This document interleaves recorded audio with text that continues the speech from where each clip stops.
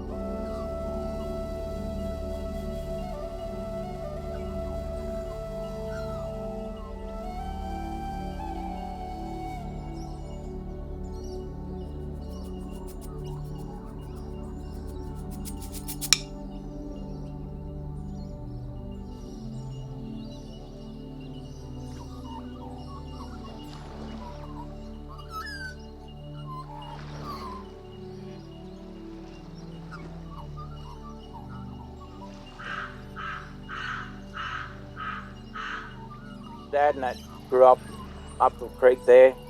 They'd go out here, go out to the wreck, get crabs, shellfish, and we still do that today, even on our kayaks.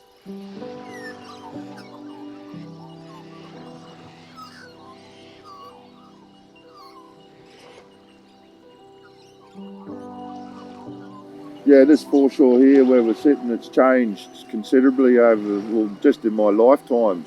It was, when I was young, there was virtually no mangrove trees growing along here at all. It was maintained by our people regularly, where they'd pull all the young mangrove trees out to keep the foreshore open for our use.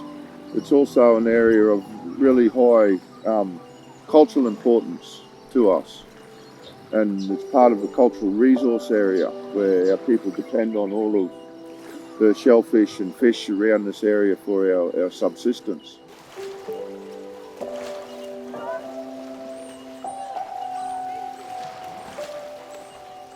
This is the beach that's across the road from my grandmother's house. I spent a lot of time here growing up as a child. Every year we would have a big family Christmas, and I looked forward to Christmas every year, not so much for the presents, but for all the family getting together.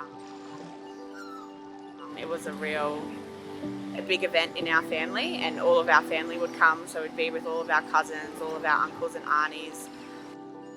It's some that we didn't get to see very often, so it was a very special and important part of my childhood growing up. It was a real time of connecting with my mob and my family.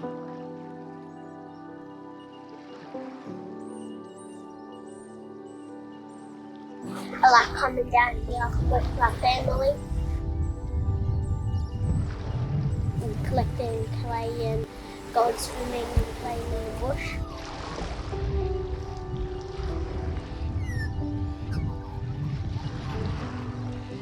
So we're at Lady Lock. So I come here with my family and friends, and we can all jump off the shipwrecks and play.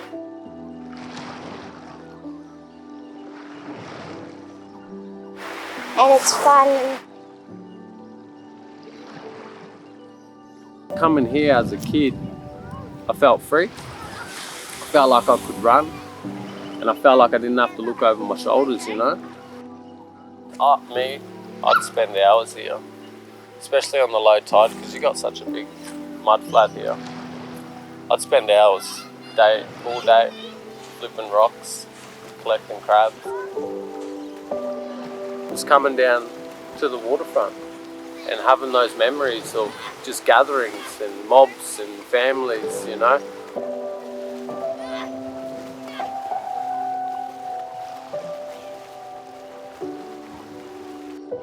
So this jetty is used for fishing and I think sometimes jetty jumping.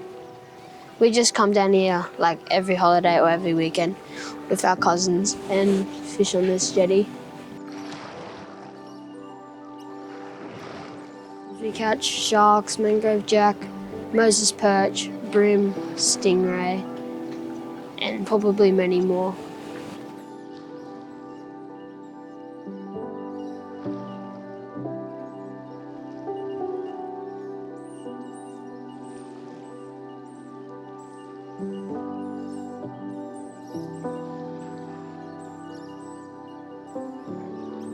Because of the benevolent asylum, they just called it Adams Beach and that. But all the time we were going, it was always Pekeri Beach. And it was, because of Adam and Eve, that's where they got that name from, because they swim in naked and that. And we were often down there for weekends, and it was the best time of my life. And I never used to think anything of it, But when I thought about it, I thought, gee, how lucky we were.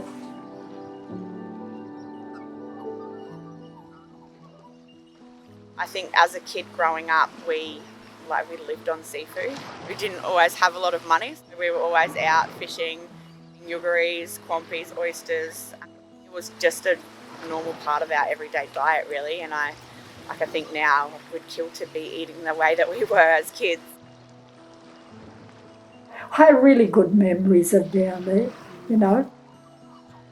This other little creek that was further along in the corner, you could get lovely water to make tea if they wanted to, boil a billy. Otherwise, you could walk along and get oysters off the mangrove trees. I used to do that a lot too. And just anything. Fish. So, I used to think, yeah, we're supposed to be poor. It's a foreshore which we use for subsistence, and we're really dependent upon our subsistence. A lot of the foods we get out here, our shellfish and crabs and so forth, we consider as medicinal food. It's a food that we need for our diet.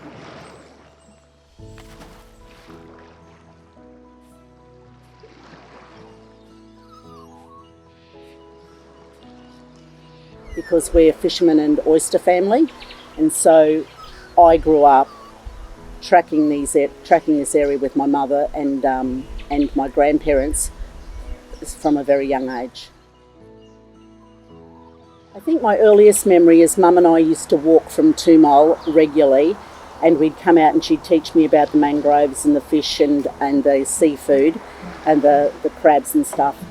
And she'd talk to me about the different plants and the different vegetation, and particularly the nudgy gum and the midgeonberry plants, and what to look for and what not to look for, and what to be aware of. Snakes, animals that would be along, we'd be looking at footprints, we'd be looking in the sky for birds and stuff. So it's significant to me because I believe that it's a big part of our cultural heritage, it's a big part of my ancestry. Anyhow, we had a lot of good times there. There was the rocks and things there with, pools and oysters growing on them and all sorts of little creatures there for us to look at and thing. We used to go fishing.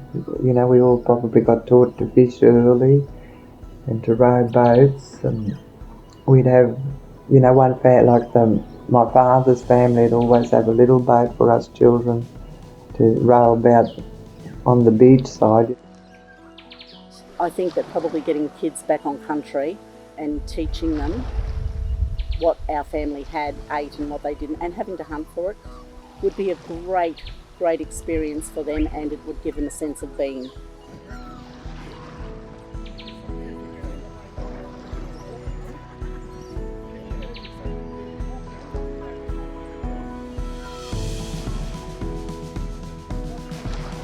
Being down here, and there'd be about 20-30 cousins, and you'd be all out here wrestling, racing for the bars, trying to see who can jump jump do the biggest bombs. You'd spend hours just swimming. Yeah, just having that fun with your cousins.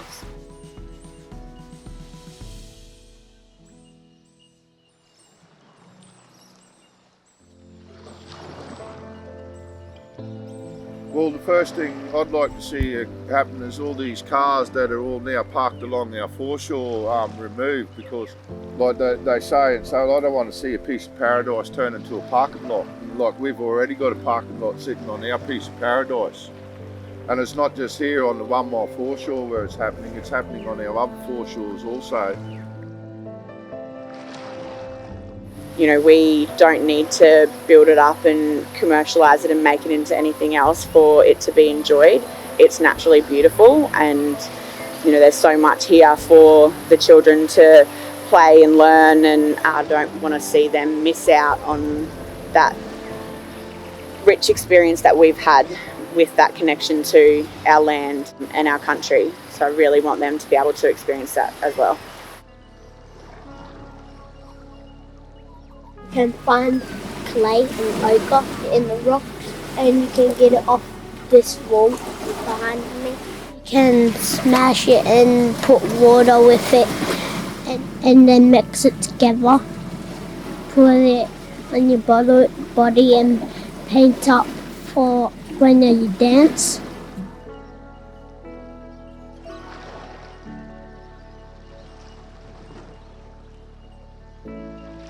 And it's a really nice place to find all these cool rocks. I was really little, Mum used to hold me in the water and we used to play and build sand castles.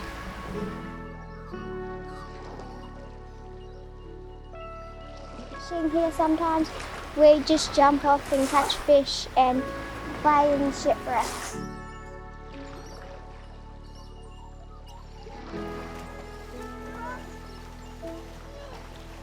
My family moved from 1 mile into the house that my grandmother still lives in today. So my dad moved in here as a young child. He talks a lot about going out on the boat with Nan and Gramp out here, you know, oystering and fishing and crabbing. I think it's something that he has wanted to pass on down to his children. So we spent a lot of time here. So, you know, learning how to fish, learning how to be out on the boat. Our grandparents and our great-grandparents, and being able to pass on that family history and the family stories that we have within our family groups. We just learnt a lot. It was really a learning and teaching experience for us. I've got memories of Dad telling stories up at Polka Point. Every year we'd go up there around Christmas time and this family of dolphins would come through, and Dad could always recognise them because one of them had a shark bite on their fin. They were dolphins that he remembered from his childhood growing up that we were still seeing then when we were children, so that was really special.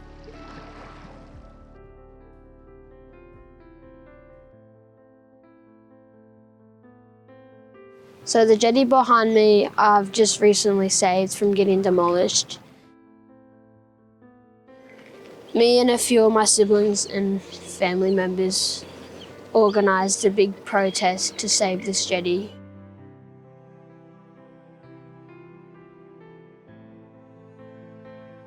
It gets used often by tourists and many people on the island.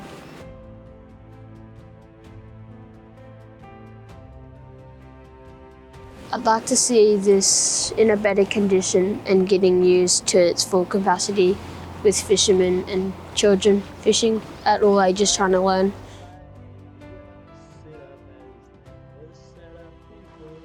Back in those days, all we had was old fuel stoves and hurricane lamps for our light. It was great.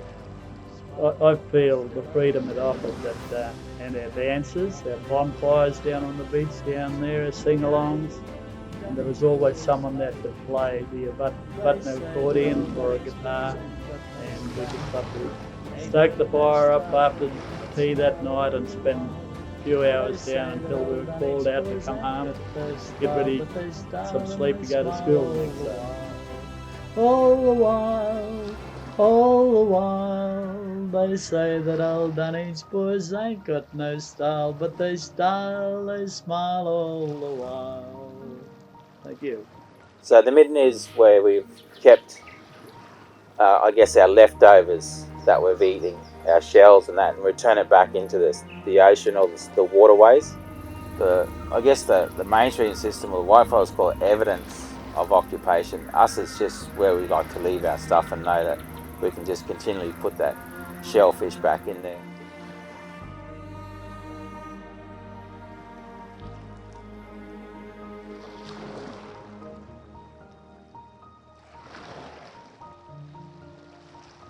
So the midden back here that we've been collecting the shell quampies and ugaries from the back beach and the quampies from out here, mud crab shells, fish as well after we've filtered them, they all go back in behind me, and you'll see you've got a fair bit of stuff down there. We've got them in their own backyards, and also you'll find them, I think there's one at Polka Point there. I think it's dated as 6,000 years old.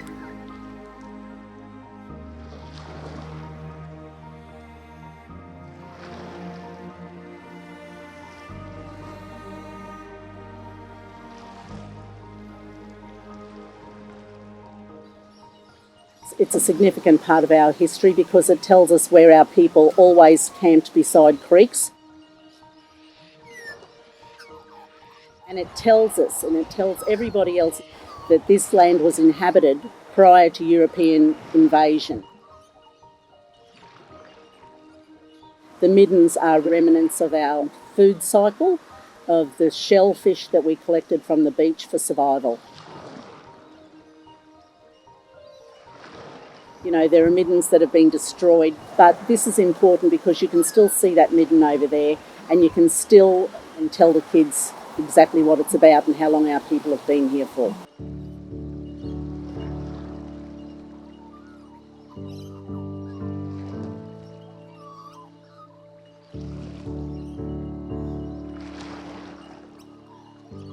Fishermen and all the men used to pull all the mangrove trees out along there that were grown, so we'd always have a nice clean beach to swim on.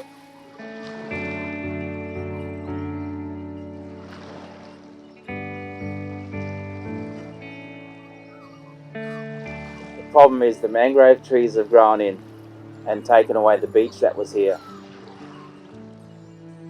And that was something that our old people used to manage by taking the suckers out and pull them out of the ground. We still do a bit here to keep that opening there. It's just a pity we couldn't take it back to that.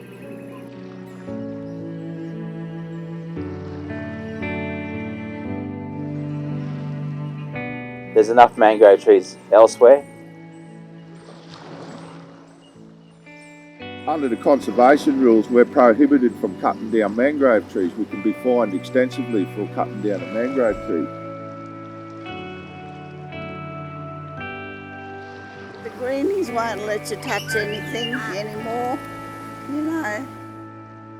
There might be a little frog in there somewhere that needs a home, so they won't let you clean it up.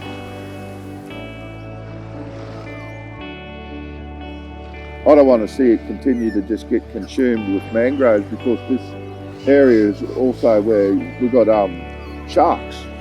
So one of the reasons we kept the foreshores open and clean was so that the old people could watch while we recreated and make sure that we weren't at risk of shark attack.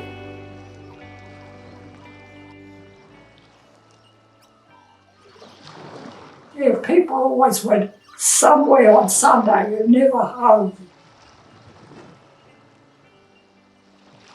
I had really good memories of down there, you know. Yeah, it was a beautiful white beach, because everybody learned to swim there because it was so deep, but we were always frightened of sharks.